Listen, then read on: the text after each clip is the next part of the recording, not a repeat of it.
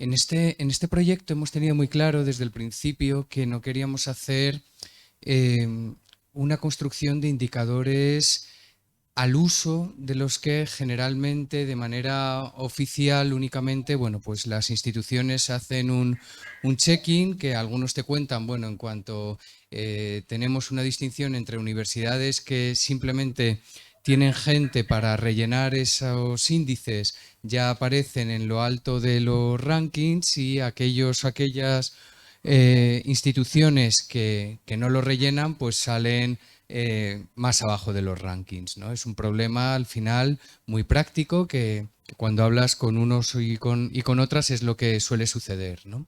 De ahí que hayamos empleado mucho tiempo dentro de los GTTs, los grupos de trabajo temático, a tener una discusión y una reflexión teórica y conceptual que nos permitiera profundizar en bueno, pues unas miradas, no sé tanto si novedosas, para muchos sí que lo ha sido, hemos aprendido mucho, ¿no? Yo soy profesor aquí de ciencias políticas y bueno, hemos tenido algún grupo, ¿no? Interdisciplinar puro donde hemos aprendido muchísimo de las compañeras de físicas, biológicas, químicas, ¿no?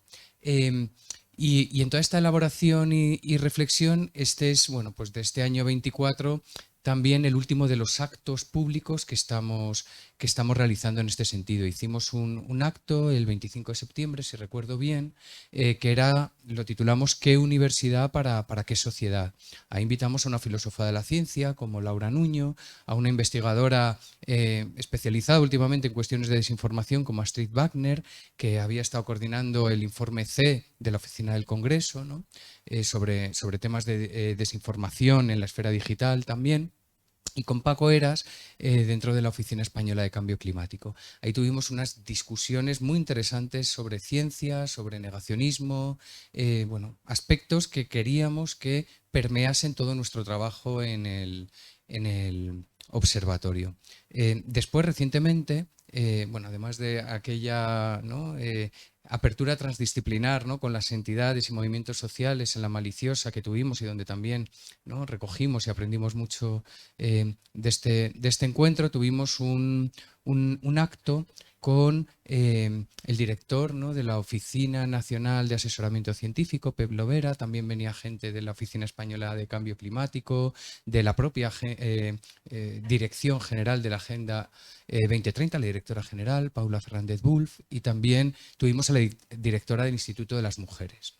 Esa interfaz ciencia-política, por tanto, para nosotros era fundamental y tuvimos unos debates ahí muy interesantes al respecto. Bueno, hoy queríamos cerrar, además de con la mesa redonda, ¿no? Que luego presentaremos, ¿no? Donde ya tenemos esa extensión universitaria que ha guiado bastante de la recta final de nuestro trabajo en el observatorio, con algunos viajes que se están realizando en estas fechas también y con estas acogidas, ¿no? Y que va a ser central, uno de los pilares, decimos, del siguiente proyecto.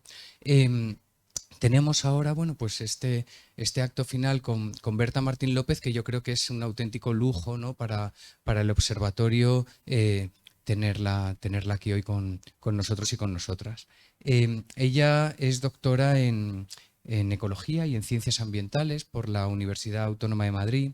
Es full professor en la Facultad de Sostenibilidad de la Universidad de Leuphana en Alemania y allí dirige la cátedra de International Sustainable Development and Planning y codirige el Instituto de Sistemas Socioecológicos. Berta Martín López trabaja principalmente, su actividad investigadora está en este ámbito, ¿no? En el de los sistemas socioecológicos, que es algo que, bueno, que a nosotros nos ha resultado de una preocupación central en el proyecto, como ahora también tendremos la ocasión de comentar. Ella sigue colaborando, ¿no? Con distintas iniciativas en España a todos los niveles. Luis Rico, que nos permitió el contacto con ella, que ha sido coordinador, bueno, es investigador del proyecto y ha sido coordinador de Ecologistas en Acción muchos años. Me decía, bueno, de lo más relevante o de las cosas relevantes del currículum de Berta, muchas no aparecen en las páginas web y tiene que ver con la disponibilidad que siempre tiene para prestarse, ¿no? a colaborar con entidades, movimientos sociales y bueno, proyectos como este, ¿no? Ella sigue colaborando en cualquier caso también. En España ha presentado y ha participado en varios proyectos de investigación financiados por la NECA. Varias universidades o congresos organizados en España han contado también con su presencia y está contribuyendo de una manera muy relevante en esa interfaz que tanto nos interesa entre ciencia y política, esos modos de comunicación, fundamentalmente a través de su compromiso activo en el IPBES, ¿no? En la Plataforma Intergubernamental sobre Biodiversidad y Servicios de los Ecosistemas, que algunos aquí en clase, ¿no? Miro a Nacho, que damos una asignatura de Políticas Sostenibles y Transiciones Ecológicas, ¿no? Lo estudiamos con el estudiantado y tratamos de entender cómo funciona. Bueno, pues aquí tenemos a Berta Martín López, ¿no? que seguramente nos puede contar muchas cosas desde el corazón del IPBES. Ha contribuido además, bueno, pues de manera relevante a establecer su marco conceptual, ha editado el informe de evaluación sobre polinizadores, polinización y producción de alimentos y es también la autora principal y coordinadora en el informe de evaluación regional de Europa y Asia Central, así como coautora del informe de evaluación de valores de la naturaleza dentro del IPBES, ¿no? Su currículum, bueno, pues es realmente muy extenso y muy rico.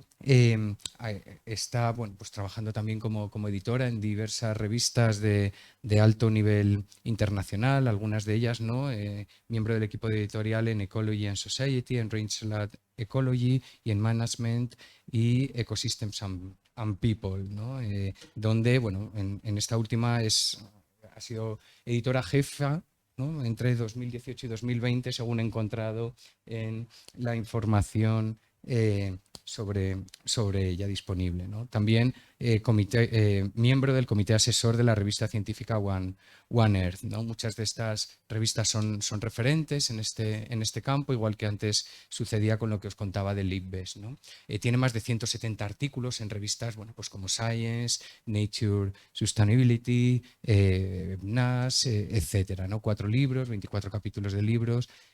Cuando he recogido esto, casi 30.000 citas en Google Scholar, es decir, una científica de primer nivel internacional, pero como nos recordaba Luis, siempre muy presta bueno, pues, bajar aquí a este tipo de proyectos. Cuidado, Ariel. Vale, es que estamos en una sala bueno, que está muy bien porque se mueven las ruedas, pero es peligrosa a veces. Y, y bueno, con esto yo ya termino para darle la palabra a Berta.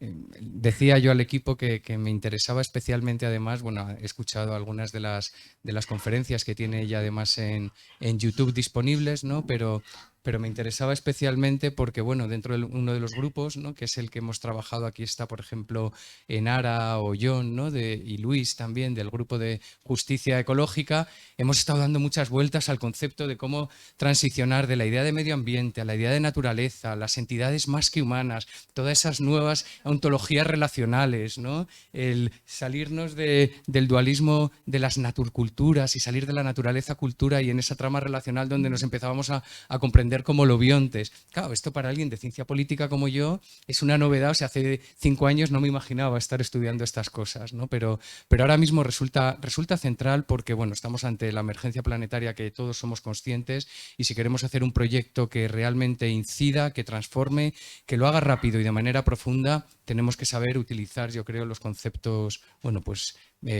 más precisos y más a la última. Sin más, te doy la palabra, Berta, y muchísimas gracias por estar con nosotros y nosotras aquí. No, gracias a vosotros. Espero que me escuchéis bien, porque como no veo la sala, no, me va a costar no ver la reacción de la audiencia. Pero bueno, quería empezar dando las gracias por darme la oportunidad de compartir algunas de las reflexiones que he adquirido en el empeño de hacer una ciencia transformadora y para la transformación. Y con esta voy a compartir la presentación. Dame un segundito. Entire screen. Me imagino que ya la veis, ¿verdad?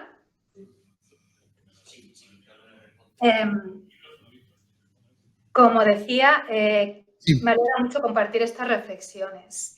Una de ellas para mí es que haciendo este tipo de ciencia, que la transformación no solo se piensa, aunque ese pueda ser el ámbito al que hemos recurrido a la ciencia, pero también se experimenta, se vive y se camina. Como dice Karen O'Brien, el corazón de la transformación implica ir más allá de las formas ordinarias de ser y de hacer, e implica abrazar y activar la capacidad colectiva de transformación y de cambio. Por esta razón, esta charla está diseñada para desviarnos de los caminos que tomamos usualmente en academia, y por ello voy a combinar ciencia con artes visuales, música y literatura. Y también por ello quiero comenzar haciendo un ejercicio colectivo que, aunque os parezca raro cuando empecemos el ejercicio, es algo que hago en mis clases y que también hago con mi equipo de investigación. Así que he entendido que las sillas tienen ruedas, pues os voy a pedir, por favor, si os podéis poner de pie. Escucho sonidos, o sea que entiendo que os estáis poniendo de pie. Y que confiéis en mí y en el proceso que se va a unravel, a desvelar con esta visualización que vamos a hacer en solo 4 minutos.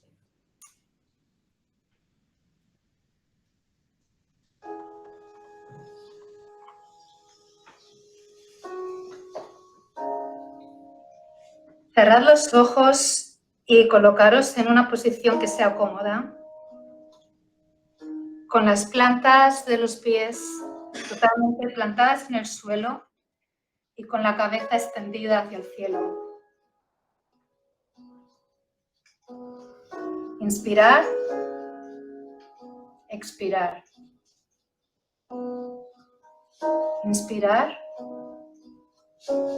expirar.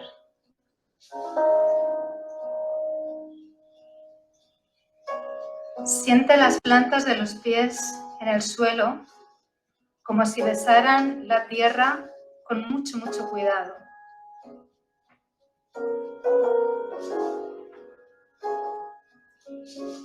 Imaginad ahora pequeñas raíces que crecen desde vuestros pies,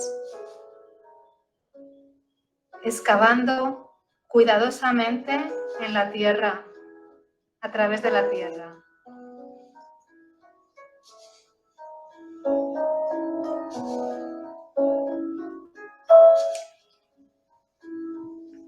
Imaginad ahora que esas raíces también crecen no solo verticalmente, sino horizontalmente, tejiéndose y trenzándose con las raíces de la gente que os está rodeando.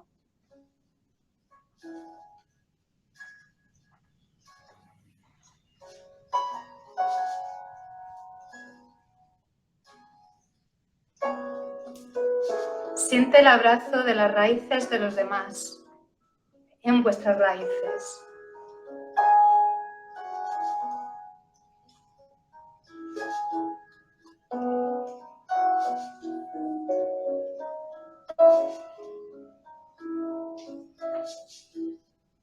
Ahora abrazad las raíces de todos los demás, sintiendo la energía fluyendo de las raíces hasta tu centro, de las raíces a vuestro corazón, a vuestra cabeza, nutriendo todo el cuerpo y los cuerpos de los seres que están en la sala.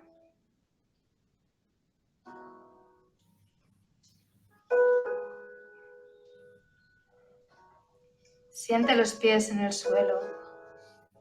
Respirad profundamente y sonreír.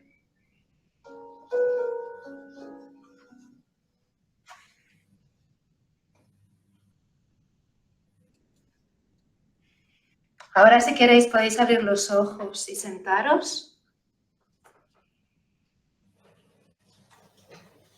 Gracias por seguir este ejercicio, que es un ejercicio que pretende inspirar relacionalidad. Es un ejercicio que se basa en 3 tipos de inteligencia. La inteligencia experiencial de sentir la Tierra y el resto de los seres vivientes. Un proceso que el monje budista vietnamés Thich Nhat Hanh o Thay llamó intervien o entreser. Hemos activado también la inteligencia sensorial. Escuchamos la música de Martin Kohlstedt. Hijo de un forestal, se crió entre los bosques alemanes y su música es inspirada por los bosques. La canción que hemos escuchado, Lund, pertenece al álbum Flur.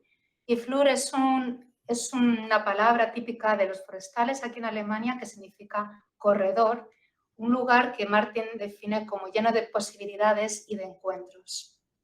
Y por último, me he inspirado en la inteligencia colectiva. Inspirándome en el libro de Bell Hooks, Communion, lo que hoy he pretendido es que seamos un colectivo, hacer un ejercicio para el colectivo. Bell Hooks termina su libro refiriéndose a la idea de communion que definió Susan Griffin, como el estado en donde la ecología y la justicia social se juntan, se fortalecen. Sin embargo, como Susan Griffin también define la idea de que se unan es muy difícil porque los seres humanos, los científicos, pensamos en fragmentos y como pensamos en fragmentos, hacemos fragmentos reales del mundo. Y este es precisamente el legado ontológico que da forma a la práctica científica actual, ya sea la mecanicista o la de sistemas complejos, donde separamos al ser humano de la naturaleza. Incluso en los sistemas complejos y en el estudio de los sistemas socioecológicos, tendemos a perpetuar la separación que intentamos reparar.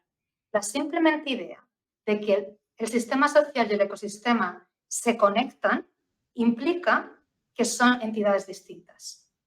Así que perpetuamos esta separación. Y como reflexiona Sarah Hamed, cuando la historia se acumula, ciertas formas de hacer las cosas parecen naturales, parecen normales. Y luego las instituciones perpetúan, hacen automáticamente lo que parece natural o normal. Por tanto, lo que hacemos en ciencia con estas separaciones y ver fragmentos del mundo no solamente permanece en el mundo abstracto o en el mundo cognitivo, sino que se materializa a través de las instituciones. Y esto es lo que, por ejemplo, puso de manifiesto Georgina Mays en cuanto a la conservación de la biodiversidad, pero podéis también verlo, por ejemplo, con sostenibilidad y tener los objetivos de desarrollo sostenibles en piececitas, quedan materializados en el mundo. En términos de conservación, por ejemplo, Georgina Mays discutía que en las sociedades occidentales la conservación implicaba en los años 60 y en los años 80 separar, primero, considerar la naturaleza por sí mismo y luego conservar la naturaleza a pesar del ser humano. Y por eso empezamos a tener estrategias de conservación basadas en parques naturales, parques nacionales o en la conservación de especies, sin considerar o considerando al ser humano como un impulsor de cambio, como una perturbación. A principios de este siglo, transformamos esa conceptualización de conservar la naturaleza hacia la naturaleza como beneficio para el ser humano, para nuestro bienestar. Y de ahí se dieron proyectos de investigación muy importantes como el milenio, la evaluación de los ecosistemas del milenio o la economía de los ecosistemas y biodiversidad, dando lugar a instituciones que conservaban la naturaleza basándose en mercados, como por ejemplo el pago por servicios ambientales o el mercado global de carbono. Es solo hace unos 10 años cuando empezamos a conceptualizar la conservación como sistemas socioecológicos, donde ambos, ser humano y naturaleza, vienen juntos. Estas fases de conservación no vienen de la nada, vienen por un sistema de valores dominante que tienen los tomadores de decisiones, pero también los científicos que están detrás. En las primeras fases, el sistema de valor dominante era el de valores intrínsecos, es decir, que la naturaleza tenía un valor por sí misma, independientemente del ser humano, separando al ser humano. En la tercera fase, más antropocéntrica, la idea es conservar la naturaleza para el bienestar humano. Tiene un valor meramente instrumental, como un medio para un objetivo.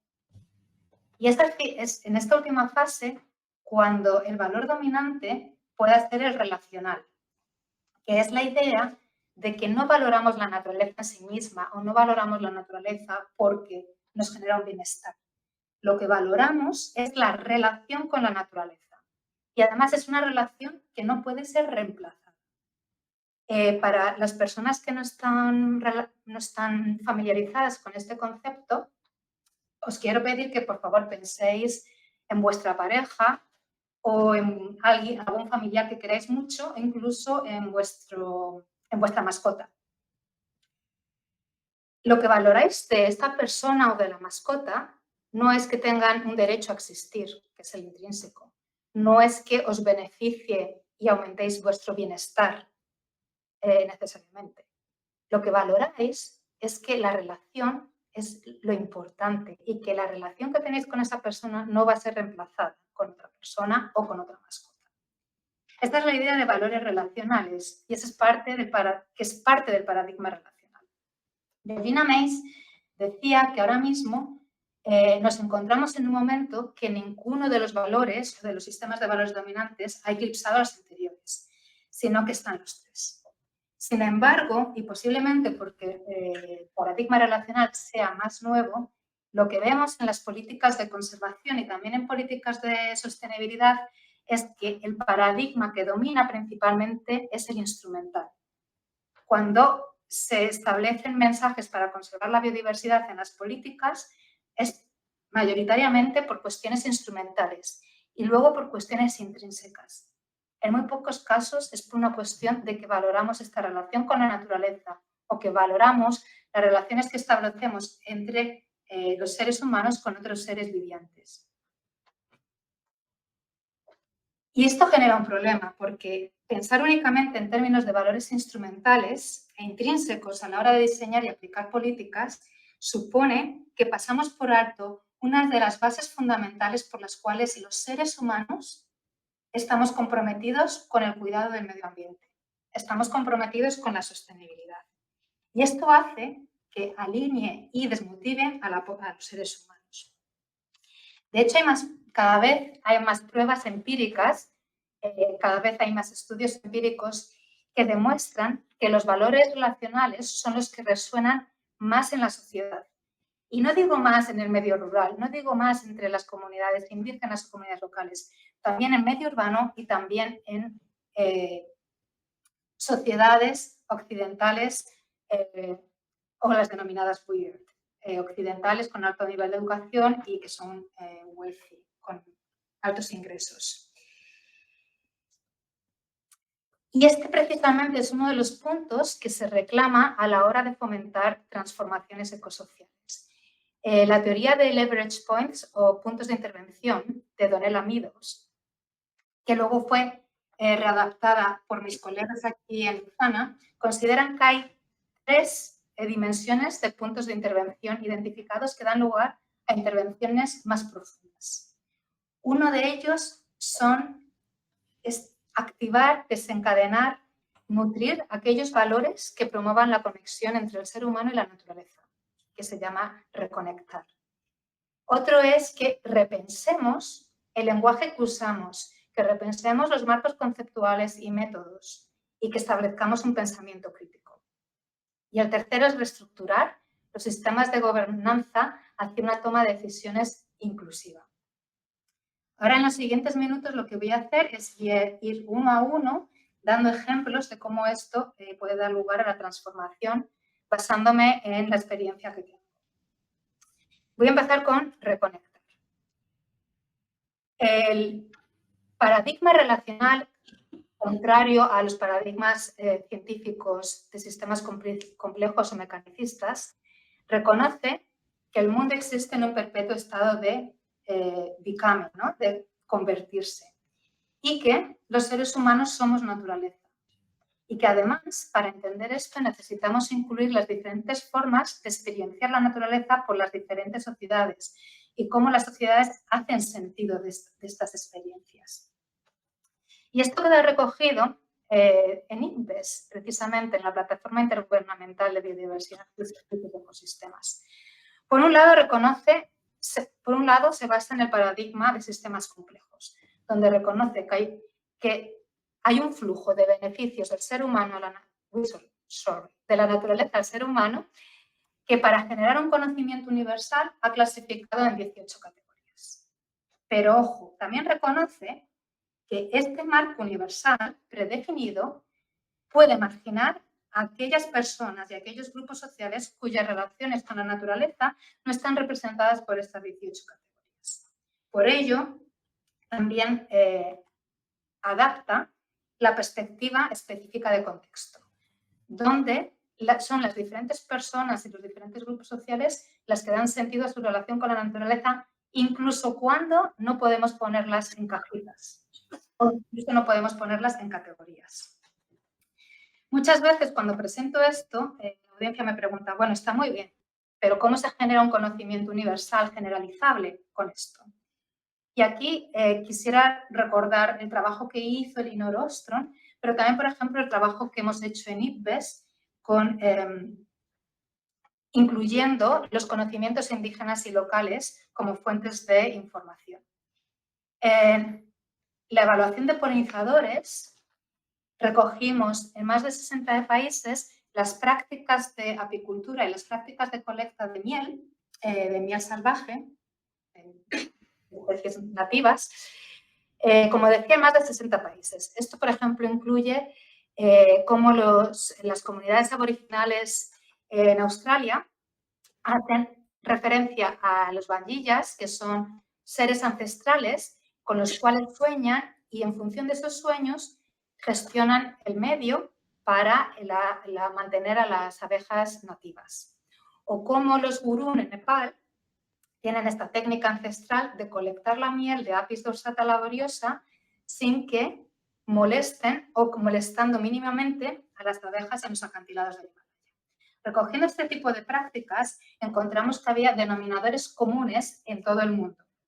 Y era que aquellas prácticas que son reconocidas en las políticas, que además las políticas reconocen los sistemas de tenencia de la tierra consuetudinarios, fortalecen estrategias de conservación basadas en las comunidades locales y apoyan sistemas agrícolas diversos con diferentes entradas de income, son entre las que fomentan más la conservación de polinizadores nativos. Sin embargo, quiero aquí llamar la atención, porque la mayoría del conocimiento que está levantado respetando el contexto específico está relacionado con las comunidades locales y las comunidades indígenas. Y esto, generar un conocimiento generalizable basado en investigación solo con comunidades indígenas y comunidades locales puede acabar creando estereotipos, que como dice Chimamanda Adichie, el problema con los estereotipos no es que no sean reales, es que generan una historia incompleta. Y aquí un paradigma relacional lo que nos cuestiona o lo que nos demanda es de que seamos reflexivos de las historias que estamos creando como investigadores. Si solo aplicamos paradigmas relacionales con las comunidades indígenas y las comunidades locales, no es de extrañar que lleguemos a la conclusión que son estos grupos los que mantienen valores relacionales. Pero esto está lejos de la realidad. Lo hemos encontrado con iniciativas agroecológicas en Madrid, aunque esto todavía no lo hemos publicado, pero, por ejemplo, muy recientemente, Molly Chapman y Anna Desclasses-Semt lo han encontrado con grupos agrícolas en los Alpes suizos que muestran que cuando los agricultores actúan como stewards o como partners, y siento por el inglés, pero es que me cuesta un montón el español, el castellano, y lo estoy haciendo lo mejor que puedo ahora. Bueno, que actúan como stewards y como partners, se encuentran muy relacionados con el medio donde habitan. Y además son prácticas agrícolas mucho más sostenibles que aquellos que, por ejemplo, actúan como simplemente gestores.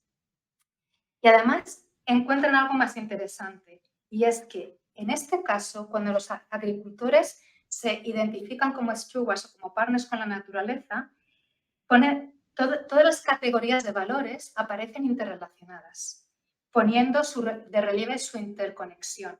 O sea, que toman decisiones no solo por los valores relacionales, pero también por los valores instrumentales y los valores intrínsecos. Este tipo de estudios lo que cuestionan es el uso de las categorías discretas.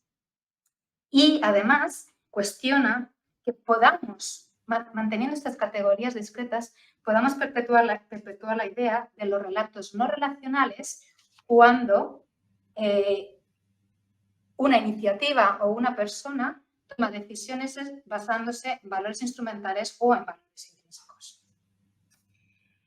Estos estudios, junto con otros que realizan un enfoque similar, ilustran la importancia de pasar del estudio de categorías discretas a entender el tapiz de la vida entretejida, como dice Sandra Díaz, y también implica pasar del conocimiento universal o de poner énfasis solo en el conocimiento universal a lo que llamo hoy, basándome en el concepto de pluriverso de Arturo Escobar, conocimiento pluriversal. Un conocimiento caleidoscópico donde muchas realidades caben. El paradigma relacional, con esto que acabo de decir, supone, por tanto, repensar la forma tradicional cómo hacemos la ciencia y cuestionar el papel de los conceptos, el papel de los métodos y el papel del lenguaje, porque el paradigma relacional considera que tanto los conceptos como el lenguaje moldean cómo entendemos la realidad y, por tanto, luego se materializan en la realidad. Por ello necesitan ser interrogados.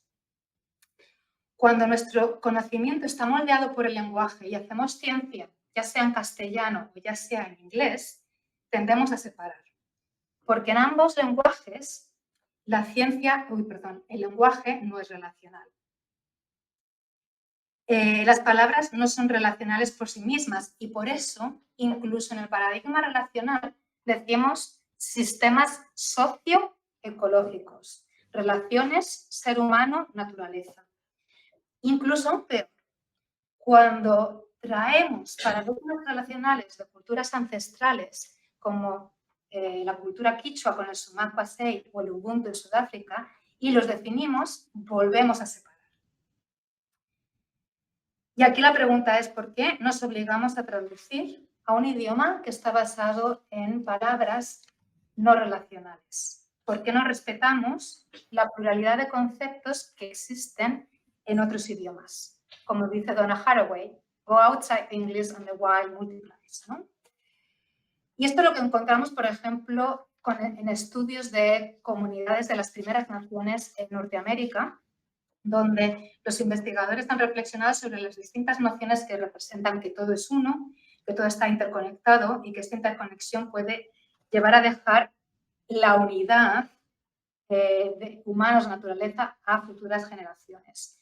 Esto también lo encontramos en las comunidades aborígenes Nikita, en el norte de Australia, donde su noción de bienestar se basa en las buenas relaciones con la familia, con su país, entendido como el territorio, y con los ancestros. O en la filosofía de los indígenas Yoti, en Venezuela, que sostienen que la idea de amar y cuidar a todos y a todo lo que nos rodea como única forma de sustentar la vida. O la nación de Camaina, de los hawaiana, que hace referencia al niño de la tierra o a la persona que está indiscutiblemente unido del ambiente que le rodea. Sin embargo, cuando estoy traduciendo esto al inglés, como en las diapositivas, o al castellano, como lo acabo de hacer, lo que estoy haciendo es redefinir su significado original. Como reflexiona Cecil King, en la ciencia, las palabras originales de los pueblos indígenas y las comunidades locales quedan invisibilizadas por capas y capas de definiciones científicas que son ajenas a la cultura. Por eso, parte del paradigma relacional lo que implica es repensar el lenguaje y lo que implica es respetar el lenguaje original para evitar construcciones hipotéticas que generamos al traducir. para mostrar la importancia de las diferentes formas en que las personas se relacionan con la naturaleza, son uno con la naturaleza, y que pueden dar lugar a iniciativas de transformación, los científicos necesitamos primero reconocer que esto es relevante, aun cuando no contribuya a un conocimiento que sea generalizable universal. Sin embargo, los científicos, con la intención de presentarnos como neutrales, como creadores de conocimiento universal, tenemos el acuerdo tácito de aplicar y replicar métodos, idealmente cuantitativos, para generar conocimiento de aquellas categorías y entidades discretas que consideramos política y socialmente relevantes. Para algunos científicos estos son grandes carnívoros, o son vertebrados carismáticos, o es flora carismática. Para otros serán las micorrizas y las setas. Para otros son los objetivos de desarrollo sostenible. Pero para menos científicos es la transformación profunda que se deriva de una conexión, de nuevo, profunda entre el ser humano y la naturaleza. Este fenómeno es denominado por Centernaut mesomentality, la idea de que solo medimos lo que consideramos política y socialmente relevante y que lo medimos de manera cuantitativa. Pero hay que tener en cuenta que las prácticas que fomentan conexiones profundas entre humanos y naturaleza normalmente son prácticas que están asociadas con emociones o con cuestiones del alma. Y estas son particularmente invisibles en el conocimiento científico. Como dijo Candansberg, a menos que podamos medir algo cuantitativamente, la ciencia no admitirá que existe. Y esta es la razón por la cual la ciencia se niega a tratar cuestiones emocionales o cuestiones del alma.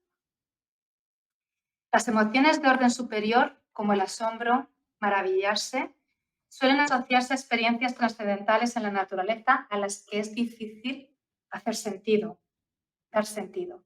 Por ejemplo, atardeceres, amaneceres, la aurora boreal o la aurora austral, o encuentros con animales. Sin embargo, está demostrado que estas experiencias y las emociones que desembocan de estos encuentros refuerzan sentimientos de conexión entre el ser humano y la naturaleza, pero también sentimientos de conexión entre seres humanos. Está demostrado que son estas experiencias y estas emociones las que dan lugar a altruismo y generosidad. Ahora la pregunta es, ¿cómo medimos esto? Las herramientas metodológicas convencionales, como los modelos cuantitativos, entrevistas cualitativas o encuestas, no son las más adecuadas para comprender esta profunda conexión con la naturaleza. O parafraseando a Audre Lorde, the master's tools will never dismantle the master's house. Y aquí es cuando se requiere desviarse de los caminos que nos dijeron que siguiéramos cuando empezamos la carrera académica. Y al hacerlo es cuando se abre un mundo de posibilidades. Ciencia asociada con poesía, con danza, con pintura, con fotografía, teatro, storytelling o círculos de confianza. Herramientas usadas en el activismo, por ejemplo, el teatro de lo personal, pero herramientas que son también científicas. Son transformadoras y son relacionales en sí mismas, porque activan no solo la inteligencia cognitiva, sino la inteligencia emocional y lo activan de manera colectiva. Como dice Orlando Fast-Bourdin, estas herramientas fomentan el sentipensar. Y hay tanta información a nivel científico sobre el uso de estos métodos como herramientas transformadoras y para conectarnos, que su no uso ya no es una cuestión de si son válidos o no, es una cuestión de voluntad del académico. Y esto nos lleva al último punto, reestructurar. Desde el paradigma relacional, la propuesta de transformación es considerar la ciencia como un acto político para fomentar formas más éticas, justas y sostenibles de hacer y de estar en el mundo. Sin embargo, sabemos, y lo habéis dicho, lo acabáis de decir, que la mayoría de la gobernanza es en torres o silos, pero es que la mayoría de nuestro conocimiento se genera en torres disciplinarias. Por tanto, no es de extrañar que luego la gestión sea en silos y no esté conectada. De manera que tengamos gestión de silvicultura, agricultura, pesca, fauna, flora o de agua, y de manera que las medidas que se generan en un lado pueden incluso afectar negativamente a las medidas que se generan en otro silo. El giro relacional lo que supone es trabajar en las relaciones socioecológicas, considerando múltiples sistemas de conocimiento. Y teniendo en cuenta que la gestión se experimenta, se experiencia y se vive a escala local, considerando los conocimientos locales y los conocimientos y la gobernanza local. Y esto es lo que hemos intentado investigar para ver cómo en los contextos locales se dan las transformaciones y existen transformaciones. Por un lado, para contrarrestar la tendencia de los silos y contrarrestar la tendencia de buscar una única solución global rápida, hemos empezado a explorar iniciativas, proyectos, organizaciones y formas de actuar en sistemas locales que tienen como intención buscar futuros sostenibles y justos. Y estas iniciativas existen hoy. En Latinoamérica hemos investigado comunidades indígenas y locales asociadas con iniciativas bioculturales. Y lo que hemos aprendido es que, primero, como son iniciativas indígenas y de comunidades locales, casi todos fomentan de manera dominante los valores relacionales. Lo interesante viene aquí. Aquellas iniciativas con mayor poder transformador, indicado en verde, son aquellas que los conocimientos indígenas y locales se consideran desde el diseño de la iniciativa y que el leadership, el liderazgo, viene desde las comunidades locales indígenas. Aquellas con menor capacidad transformadora son aquellas que consultan a las comunidades locales o incluso coproducen conocimiento con ellos, pero desde una cuestión de colaboración, no desde el liderazgo de las comunidades locales. De nuevo, para evitar estereotipos, estamos haciendo similares trabajos en sociedades occidentales. Y aquí hemos encontrado en reservas de biosfera en Alemania y en Francia resultados muy similares. Aquellas iniciativas con mayor capacidad transformadora, su misión y visión se basa en valores plurales, considerando valores relacionales. La toma de decisiones es colaborativa y coproducen conocimiento, incluyendo el conocimiento de las comunidades locales, en una red entramada de diversos nodos que están altamente conectados. En cambio, aquellas con menor capacidad transformadora, su misión y visión está dominada por valores instrumentales, los conocimientos no se incluyen de las comunidades locales, solo se consultan y las redes son top-down, jerárquica y poco conectadas. ¿Qué aprendemos de todo esto? Bueno, aprendemos primero que investigar las transformaciones que existen actualmente, tenemos que mirar acciones, iniciativas que están invisibilizadas por esa idea de buscar una solución única a escala global y que son iniciativas locales y que nos muestran que son precisamente estos tres niveles donde podemos intervenir. Primero, reconectar al ser humano con la naturaleza, desencadenando valores plurales, activando estos valores plurales. Esto que lleva a que repensemos la manera con la que hacemos la investigación, que tengamos un pensamiento crítico de los métodos, de los marcos conceptuales e incluso del lenguaje que usamos. Y que esto nos lleva a reestructurar también cómo hacemos la ciencia para que sea más inclusiva. ¿Qué estoy reclamando hoy? Bueno, estoy reclamando que si queremos hacer transformación, lo primero es empezar por nosotros mismos como científicos. Como decía Rumi, ayer fui inteligente y quise cambiar el mundo, hoy soy sabio y voy a cambiarme a mí mismo. Lo que estoy reivindicando es la transformación, como está escrito ahí, la continua formación nuestra de la manera en que abordamos la ciencia y nuestro papel en la sociedad como científicos. En línea con este internaut, reclama que dejen notarios de la pérdida de biodiversidad, del cambio climático o de las injusticias sociales. Porque como notarios, la ciencia como notarios de la destrucción, nos situamos como obstáculos para la transformación. Porque lo que hacemos es reforzar los valores dominantes, los intereses y conocimientos que ya son privilegiados, como es los valores instrumentales o el sistema de conocimiento puramente científico. Estamos fomentando injusticia epistemológica. Reclamo que entendamos que podamos ser actores de cambio y que para ello necesitamos cuestionar nuestra neutralidad, cuestionar, como acabo de decir, la injusticia epistemológica y que para ello necesitamos comenzar la transformación por nosotras mismas. La transformación de la ciencia la transformación de la ciencia y la transformación general no podrá ser si no aceptamos desestabilizarnos al servicio del cambio. La transformación, como dice Karen O'Brien, es un proceso profundamente holístico, reflexivo, incómodo, asentado en la esperanza y relacional. Es relacional porque activamos diferentes inteligencias, no solo la cognitiva, sino la emocional y la colectiva, como he intentado hacer hoy. Gracias.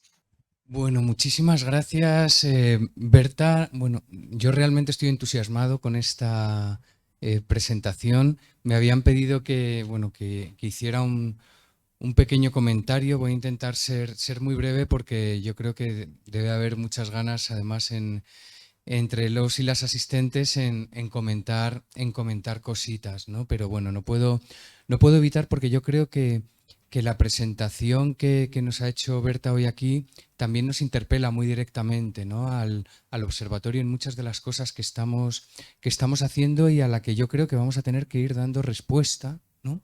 A lo largo de, bueno, del trabajo que esperamos que sea durante los próximos años, ¿no? Yo que vengo de la teoría política, ¿no? Hay un autor muy conservador y que sin embargo yo siempre he aprendido mucho de él, que es Leo Strauss, que decía que el alma humana es imposible reducirla a datos, ¿no? Él ahí, bueno, pues nos alertaba sobre el positivismo triunfante en la ciencia política del siglo XX y trataba de salir de ahí. Nosotros estamos haciendo un sistema de indicadores que decíamos que queremos que sea original. Por ejemplo, Pablo se reirá de esto, ¿no? Porque siempre lo digo, queremos medir bueno, pues cuestiones como el vínculo con las empresas fósiles que tiene nuestra universidad y que, bueno, pues si esto se mantiene y tenemos ahí a Repsol, a Endesa, a Iberdrola, al Banco Santander como gran financiadora, pues que sea algo que puntúe negativamente, ¿no? O empezamos a intentar crear nuevos problemas públicos como qué pasa con los productos tóxicos de limpieza desde una lectura interseccional y cómo eso afecta directamente, en primer lugar, a las mujeres trabajadoras de la limpieza, que son aquellas con los sueldos más bajos y con menor poder en contratas externalizadas en la universidad, por ejemplo, pero no solo, sino que también desde un paradigma relacional o acercándonos a él, vemos que la salud humana está interconectada a esa idea del One Health, de la salud global y del propio ecosistema en nuestras facultades, o queremos ver en los edificios, bueno, la falta de biodiversidad que tenemos interna, ¿no? Yo me preguntaba, escuchando a Berta, si en el futuro podemos tener un indicador sobre la falta de música en las facultades, ¿no? Nosotros tenemos aquí en el aula de sostenibilidad un proyecto que es de los que más ilusión nos hace, que es, hemos traído un piano de una residencia de profesores, lo hemos restaurado, bueno, lo estamos restaurando con ayuda de un equipo de Bellas Artes, ¿no? Con los delegados de sostenibilidad de ahí y un equipo de estudiantes, y la idea es que sea de libre disposición y esté abierto a la comunidad universitaria como un proyecto de sostenibilidad, precisamente para fortalecer esas relaciones y esos vínculos comunitarios que necesitamos fortalecer para emprender el desafío descomunal que tenemos encima, que es una transformación, bueno, pues tremenda de nuestra institución, que sea pionera y ejemplar, ¿no? Decía que me entusiasmaba también la presentación, no solo porque algunas de las referentes literarias que salían ahí, como Bell Hooks o como Chimamanda o la propia Audre Lorde, ¿no? Quizá Luis y a mí, que nos gusta también mucho Ursula K. Le Guin, seguro que está entre las favoritas de Berta, ¿no? Nos dicen mucho y nos ayudan, ¿no? En las clases. Por ejemplo, El clamor de los bosques de Richard Powers, ¿no? Comienza como nuestra clase prácticamente. No sé si conocéis esta obra. Hay un capitulito que se llama Patricia Westerford, que es el que más gusta generalmente a los estudiantes y las estudiantes, que tiene que ver, bueno, pues con ese personaje que es está basado en Susan Simard, ¿no? Que en este paradigma relacional de las micorrizas, ¿no? De esas relaciones entre los hongos y las raíces de los árboles en los bosques, pues también nos ha enseñado tanto como esa práctica que hemos hecho al inicio. Y la literatura llega, y me lo dicen siempre, que al final, después de todos los ensayos que les metes, ¿no? Que les dices, o estudios del IPCC, del IPBES, estudios más sesudos o ensayos como Haraway, al final, generalmente, en los últimos días de clase te dicen, lo que más me ha gustado ha sido el relato literario, Víctor, ¿no? Porque llega, hay algo ahí, ¿no? Que llega a ese alma humana, ¿no? Que no podemos llegar. La literatura, ¿no? Yo creo que nos acerca, y tenemos que pensar cómo introducir, porque una de las ideas que tenemos en el observatorio es también que sea laboratorio, es decir, que sea una excusa para pensar más allá de los datos y más allá de ese número al que al final llegamos.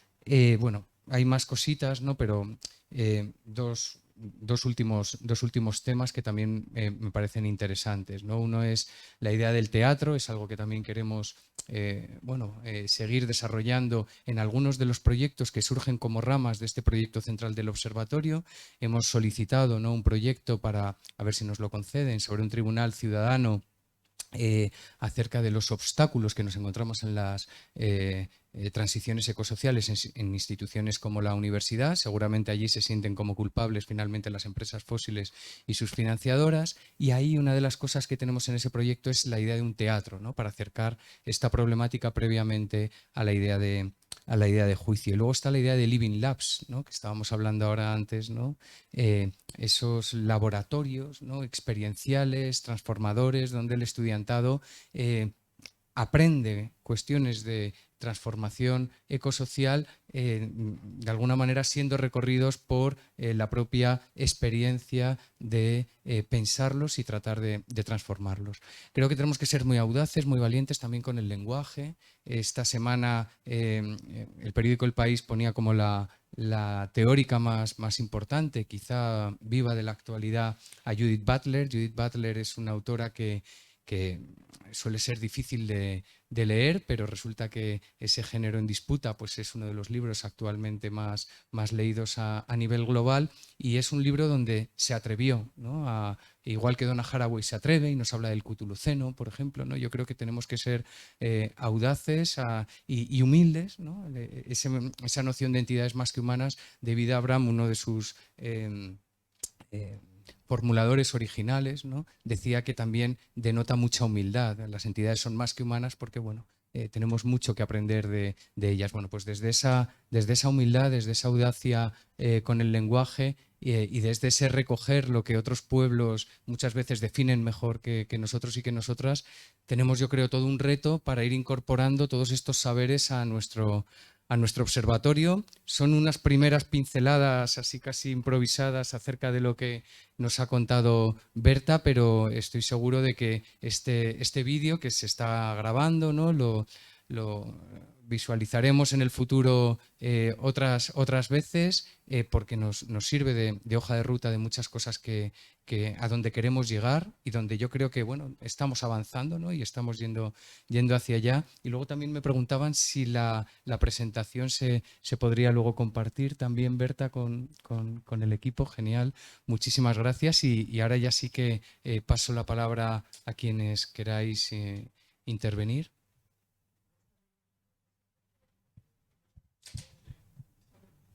Vale, me dicen que quien pida palabra, que se anime para acá.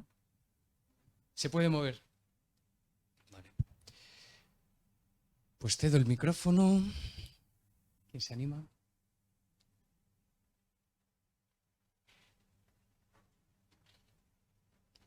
Gracias, Enara. solo para, no sé dónde, ahí, ¿no? Solo para darte las gracias por traernos, bueno, pues estas reflexiones. Es verdad que dentro del proyecto estamos en un momento de contrastar muchos de los conocimientos que teníamos, de las pocas certezas y sobre todo pues descubriendo toda una nueva forma de pensar y de sentir también nuestro papel desde la universidad, ¿no? Y creo que bueno, pues has traído debates que se tienen que incorporar, que ojalá se incorporen en las nuevas dimensiones del proyecto el año que viene, y que, bueno, en mi experiencia, por ejemplo, hay un recorrido inmenso sobre todas estas propuestas y estos debates desde América Latina, donde bueno, pues el pensamiento y las prácticas ecosociales pues nos enseñan muchísimo. Incluso al final te escuchaba con la dificultad de medir determinadas cosas y me acordaba de un indicador que había propuesto en su momento el ministro de Economía de Ecuador, René Ramírez, que trataba de medir la buena vida. Y era muy interesante porque incluía también esa necesidad de contacto con la naturaleza, con la belleza, con las emociones al final, ¿no? Entonces, bueno, creo que por ahí nos abres un camino muy, muy interesante y te agradezco mucho la presentación. Me ha gustado mucho que has dicho al principio, al final de la primera intervención, y es esa idea de humildad. Creo que también como científicos existe también la noción de humildad epistemológica y es algo que tenemos que practicar porque yo siento muchas veces incluido en las, ¿no? En IPBES o en discusiones que nos posicionamos y que además dentro de las disciplinas se posicionan unas u otras. El año pasado, en uno de los congresos que fui a España, que me invitaron, no paraba de escuchar, por ejemplo, esto de ciencia dura, ciencia blanda. O sea, y me sorprendió que todavía se siga usando ese lenguaje, ¿no? Porque por ahí posicionas unas disciplinas por encima de las otras. Pero lo de la humildad epistemológica va más allá y a mí me ha supuesto también tener como sacarme de mi zona de confort muchas veces y de construirme muchas veces cuando estoy trabajando con comunidades locales. Entonces, esa es una idea que no he dicho y me ha gustado mucho que la hayáis nombrado. Y aparte de, efectivamente, Latinoamérica, pero el feminismo negro, o sea, todo lo que tenga que ver de sociedades que han sido vulnerables y que han sido marginalizadas, creo que ahí hay mucho que podemos aprender para las transformaciones.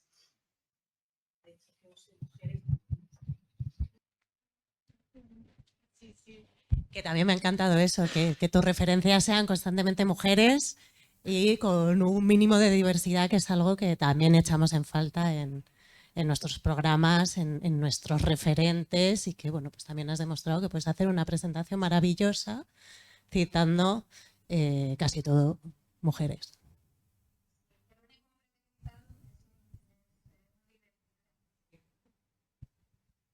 A propósito, todo el rato, en todos los sitios.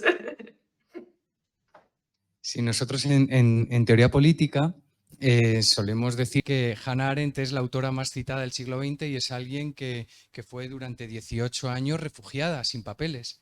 Y que, bueno, por algo sus conocimientos situados, ¿no?, nos han ayudado a comprender tanto el mundo y también el mundo del siglo XX, ¿no? Yo creo que también ahora mismo necesitamos esas miradas bueno, que nos enseñan tanto desde otros lugares que no son los centrales o dominantes, efectivamente.